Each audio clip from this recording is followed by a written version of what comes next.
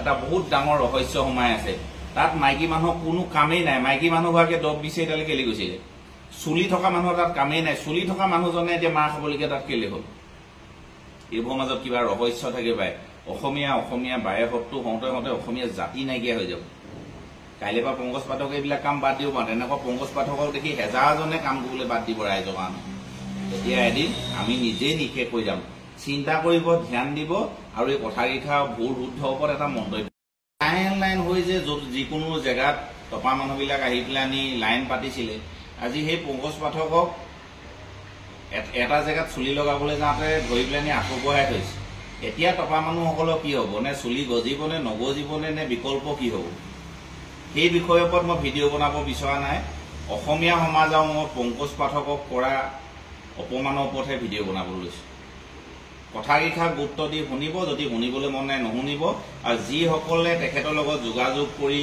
তেখেতৰ পৰা মেডিচাইন লৈছে কোনোবাই পইচা দি লৈছে নেকি তাৰ ওপৰতো এটা মন্তব্য কৰিব এইকাৰণে এটা মই মন্তব্য বিচাৰিছোঁ সেইদিনা শিৱসাগৰলৈ পংকজ পাঠক আহিছিলে ময়ো তেতিয়া শ্বৰুমলৈ আহি আছিলোঁ বাটত দেখিলোঁ ইমানেই গাড়ী ভিৰ গোটেইখিনি টপা মানুহ কি হৈছে সুধিলোঁ তাত এতিয়া কৈছে যে পংকজ পাঠক আহিছে দৰৱ লগাল মই তেওঁক ছ'চিয়েল মিডিয়াত দেখি আছিলোঁ তেওঁৰ বিষয়ে জানিবৰ কাৰণে মই ওপৰ মহলত তেওঁ কামখিনি কৰি আছিলে উঠি গুচি গ'লোঁ তেওঁক বহুত দৌৰি মই আঁতৰৰ পৰা চালোঁ মানুহজন ঘামি টুপটুপিয়াই মাৰিছে মানুহক দৰৱ লগাই আছে তাৰপিছত মই তেতিয়ালৈকে গম নাপাওঁ যে তেওঁ বিনামূলীয়াকৈ দৰৱ লগাবলৈ গোটেই এইখিনি ষ্টাফ লৈ আহিছে যেতিয়া মোক ভিতৰত ক'লে দুজন মানুহে যে দৰৱ যে লগাইছে ইয়াত পইচা পাতি নলয় সেইকাৰণে মানুহ বহুত হৈছে মই আচৰিত খালোঁ তেতিয়া তেওঁৰ প্ৰতি শ্ৰদ্ধা আন্তৰিকতা মোৰ আহিলে অহাৰ কাৰণে ক'লোঁ আপুনি শিৱসাগৰলৈ যেতিয়া বিনামূলীয়াকৈ দৰৱ লগাবলৈ আহিছে বিনামূলীয়াকৈ এমুঠি মই আপোনাক ভাত খুৱাম বুলি ভাবিছোঁ আপুনি খাবনে প্ৰথমতে তেওঁ মিচিককৈ হাঁহি এটা মাৰিলে তাৰপিছত মই ৰিকুৱেষ্টটো কৰিলোঁ হ'ব তেতিয়াহ'লে আমি খাই যাম বুলি ক'লে কথাখিনি গুৰুত্ব আছে সেইকাৰণে কৈছোঁ বিনামূলীয়াকৈ দৰৱ লগাবলৈ আহিছে তাত তেতিয়াহ'লে কি ৰহস্য সোমাই আছে আৰু 2 নম্বৰ 3 নম্বৰ বা দৰৱ লগাই বহুত মানুহৰ চুলি গজিছে সেইটোত কি ৰহস্য আছে তেতিয়াহ'লে এইবিলাক কিবা সাধু কথা নিচিনা হৈ যোৱা নাইনে নে মানুহজনক কোনোবাই টাৰ্গেট কৰি অন্যায় কৰিবলৈ লোৱা নাইনে শিৱসাগৰত ইমান টপা মানুহে তেওঁৰ পৰা দৰৱ লগালে কোনো এমুঠি তেওঁক ভাত খুৱাবলৈ যোগাযোগ নকৰিলে কাৰণ মই খন্তেকতে গৈ তেওঁৰ ওচৰলৈ গ'লতে তেওঁ মান্তি হৈছিলে ভাত খাবলৈ তেওঁ মোক এবাৰলৈ কোৱা নাই যে ইয়াত মানুহ কোনোবাই আমাক খাবৰ কাৰণে যোগাৰ কৰিছে বুলি কথাটো অকণমান ধ্যান দি শুনিব তেখেতটো কথামতেই তেনেকৈ হ'ল আমাৰ হোটেললৈ আহিলে ভাত এমুঠি খালে মই নিজেও 2-3খন চব্জি তেওঁক বনাই দিলোঁ সুধিলোঁ যে নিৰামিষ তেওঁলোকক মাছ মাংস যোগাৰ কৰিছিলোঁ নেখাওঁ বুলি ক'লে নিৰামিষ দিয়ক বুলি ক'লে খালে খাই তেখেতলোক গুচি গ'ল কিন্তু এটা বহুত ডাঙৰ কাম কৰি থৈ গুচি গ'ল আমাৰ হোটেলৰ যিখন কেছ টেবুল তাতে কেইটামান মিঠাই বাকচ আছে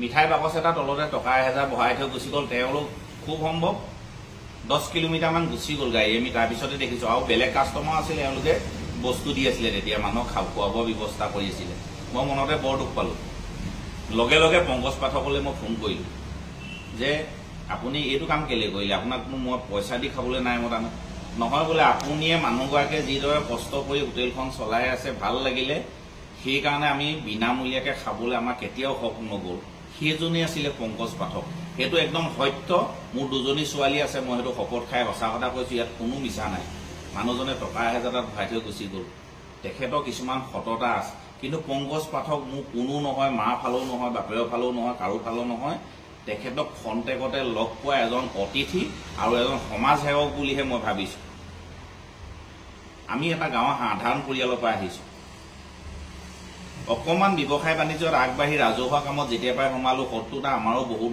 বাঢ়িলে মোক টাৰ্গেট কৰা মোৰ মানুহগৰাকীক টাৰ্গেট কৰা এতিয়া লাষ্টত মোৰ ছোৱালী 2জনীক টাৰ্গেট কৰা মানুহ আছে এইবিলাক বৰ সৰু কথা নহয় বহুত ডাঙৰ কথা আৰু বহুত দুৰ্ভাগ্য কথা আমাৰ নিজৰ জাতিটো যদি এনেকুৱা হয় বহুত অবৈধ কাম কৰি অসমত ভিআইপি হৈ চলি আছে পাৰিব তেখেতলোকক আপোনালোকে আঁঠু গাব গৰু চোৰৰ পৰা তেল চোৰৰ পৰা লোহা চোৰৰ পৰা সেই সোপাই অসমৰ আটাইতকৈ এতিয়া ডাঙৰ ভিআইপি পাৰিব তেখেতলোকক আপোনালোকে আঁঠু গাব তেওঁ যদি কিবা এটা ভুল হৈছে কেলৈ আইন কানুন নাই নি ছ'চিয়েল মিডিয়াত সেই সমাজৰ কাম কৰি যে মানুহটো কাইলৈ যদি তেওঁ ছুইচাইড কৰি দিয়ে বা কিবা এটা কৰি দিয়ে মনৰ দুখতে লাজতে মানুহে মানৱ দেহা এটাহে লৈ আহিছে মানুহ বহুত ওপৰলৈ যাব পাৰে মতিভ্ৰম হৈ বহুত তললৈ যাব পাৰে কিন্তু ভৱিষ্যতে যাতে আইন কানুন ৰাখি কোনোবাই কিবা এটা কৰিলেও এনেকুৱা নকৰে।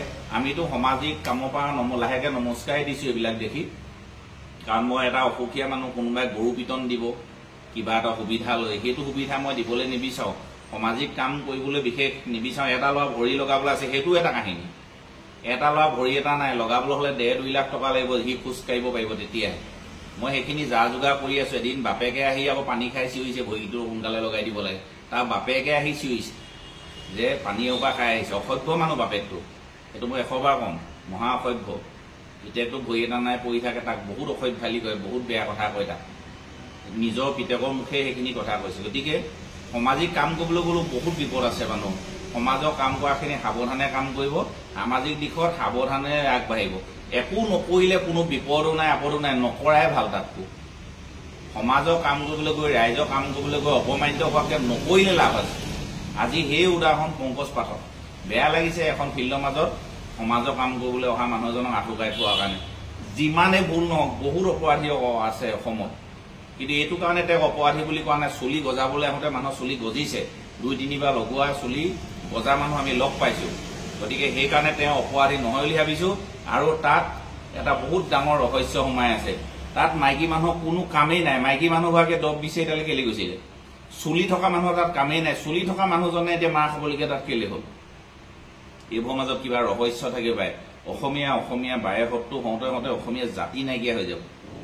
কাইলৈ পৰা পংকজ পাঠকে এইবিলাক কাম বাদ দিব পাৰে। তেনেকুৱা পংকজ পাঠকক দেখি হেজাৰজনে কাম কৰিবলৈ বাদ দিব ৰাইজৰ কাৰণে। এতিয়া এদিন আমি নিজেই নিষেধ কৰি যাম। চিন্তা কৰিব, ধ্যান দিব, আৰু এই কথাকেইটা ভুল শুদ্ধৰ ওপৰত এটা মন্তব্য দিব। ধন্যবাদ।